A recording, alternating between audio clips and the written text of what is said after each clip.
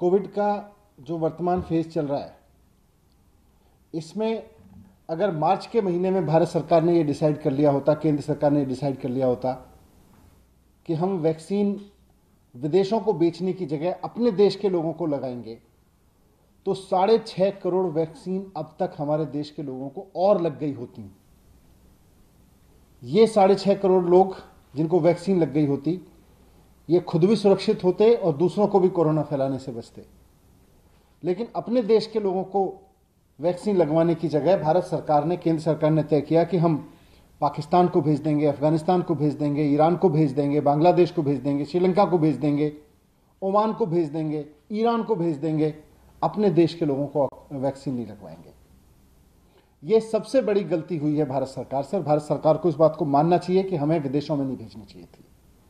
आज भारतीय जनता पार्टी एक नया शिगुफा लेके आई है, अपना फेलियर स्वीकार नहीं कर रही है। यह नहीं मान रही है कि कोरोना से निपटने में भारत सरकार का मैनेजमेंट फेल हो गया, हमारा वैक्सीन का मैनेजमेंट फेल हो गया। यह मानना चाहिए इनको और फिर नए सिरे से काम करना चाहिए जो गलती हुई। लेकिन उसकी जगह आज भारतीय जनता पार्टी एक नया शिगुफा लेके आई है। कल एक झूठ लेके आए थे, आज एक नया शिगुफा ले आए, प्रोपेगेंडा ले आए। कह रहे हैं दिल्ली सरकार ने इंटरनेशनल टेंडर नहीं किया। कह रहे हैं दिल्ली सरकार को इंटरनेशनल टेंडर करना चाहिए था, ग्लोबल टेंडर करना चाहिए था और वैक्सीन ले आनी चाहिए थी। सारे राज्य जाएं और जाके इंटरनेशनल कंपनियों के सामने ग्लोबल टेंडर करें और वैक्सीन ले आएं अपने लिए। मतलब बीजेपी कह रही है कि अब सारी राज्य सरकारें इंटरनेशनल कम्युनिटी में जाके आपस में लड़ें, एक दूसरे को काटें और फिर कहें भाई हमें वैक्सीन चाहिए, फिर वैक्सीन छीन के लाएं, उनसे वैक्सीन खरीद के लाएं। दिल्ली जाए हम यूपी से ज्यादा महंगी ले लेंगे, यूपी जाए हम बिहार से ज्यादा महंगी ले लेंगे, बिहार जाए हम पश्चिम बंगाल से ज्यादा महंगी ले लेंगे। सब इंटरनेशनल मार्केट में खड़े होके आपस में राज्य एक दूसरे से लड़के वैक्सीन लेके आए। ये भारतीय जनता पार्टी नया मॉडल लेके आई है वैक्सीन का, कोरोना से लड़ने का। शर्म नहीं आती है भारतीय जनता पार्टी के नेताओं को यह कहते हुए कि भारत सरकार कुछ नहीं करेगी, केंद्र सरकार कुछ नहीं करेगी, केवल राज्य जाएं, इंटरनेशनल कम्युनिटी में जाके खड़े हों और ग्लोबल टेंडर के जरिए वैक्सीन लेके आ जाएं। फिर भारत सरकार क्या करेगी? सेंट्रल गवर्नमेंट किस लिए है फिर?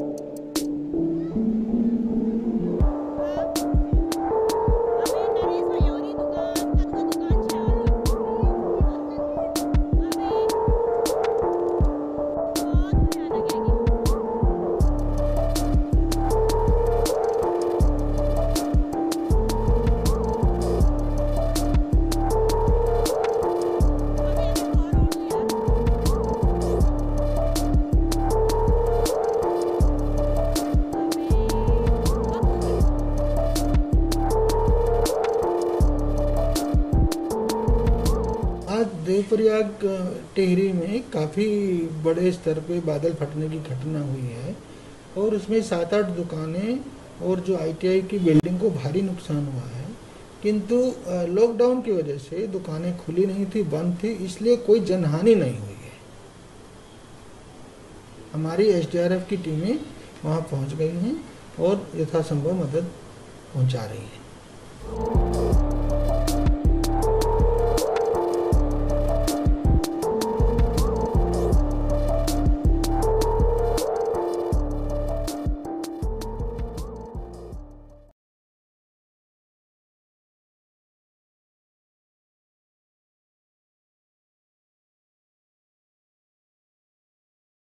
The shocking global disparity in access to vaccines remains one of the biggest risks to ending the pandemic. High and upper middle income countries represent 53% of the world's population, but have received 83% of the world's vaccines. By contrast, low and lower middle income countries account for 47% of the world's population, but have received just 17% of the world's vaccines. Redressing this global imbalance is an essential part of the solution, but not the only part, and not an immediate solution. We cannot put all our eggs in one basket. We have many vaccines for many diseases, but for each of them, we still need a combination of vaccines and public health measures. The same is true with COVID-19. Vaccines prevent disease, but we can also prevent infection with public health tools that have been so effective in so many places.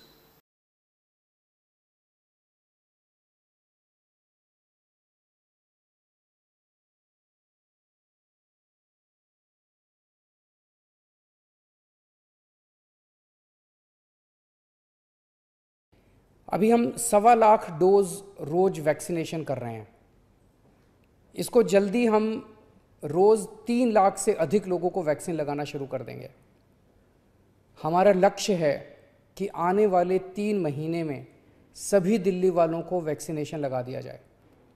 लेकिन एक बड़ी समस्या आ रही है और वो है vaccine की कमी की। दिल्ली में हमारे पास अब केवल कुछ दिन के वैक्सीन बचा है और ये समस्या देशव्यापी है।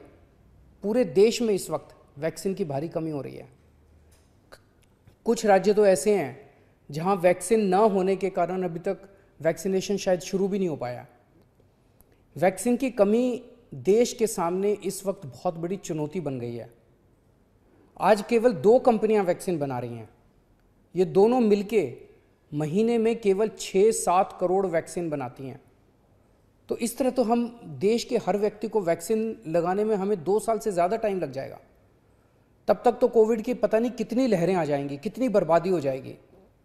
इसलिए ज़रूरी है कि हम भारत में वैक्सीन का उत्पादन युद्ध स्तर पे बढ़ाएं और देश के हर नागरिक को अगले कुछ महीने में वैक्सीन लगाने की राष्ट्रीय योजना बनाएं। जब तक हर भारतीय को वैक्सीन नहीं लगती, तब तक ये जंग जीती नहीं जा सकती। मैं आज एक सुझाव देना चाहता हूँ। वैक्सीन बनाने का काम केवल 2 कंपनियां ना करें, कई कंपनियों को वैक्सीन बनाने में लगाया जाए।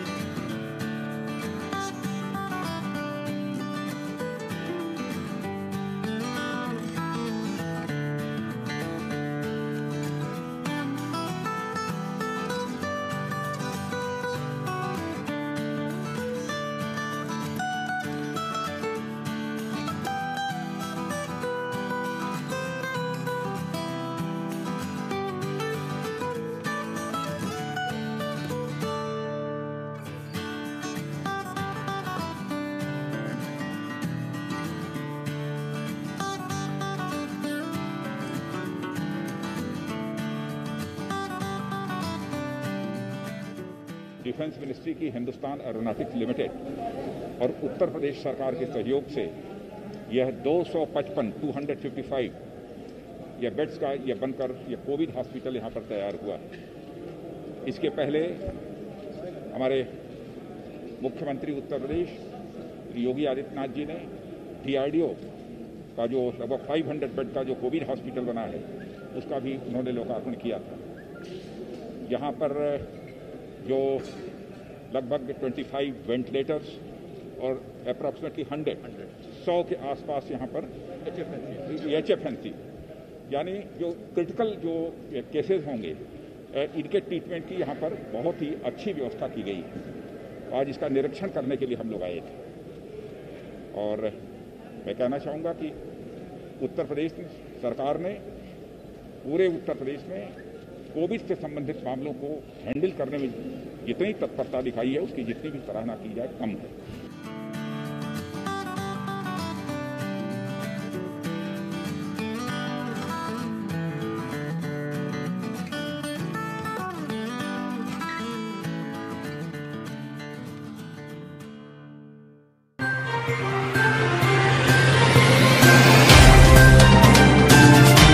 Subscribe now and press the bell icon. Never miss an update.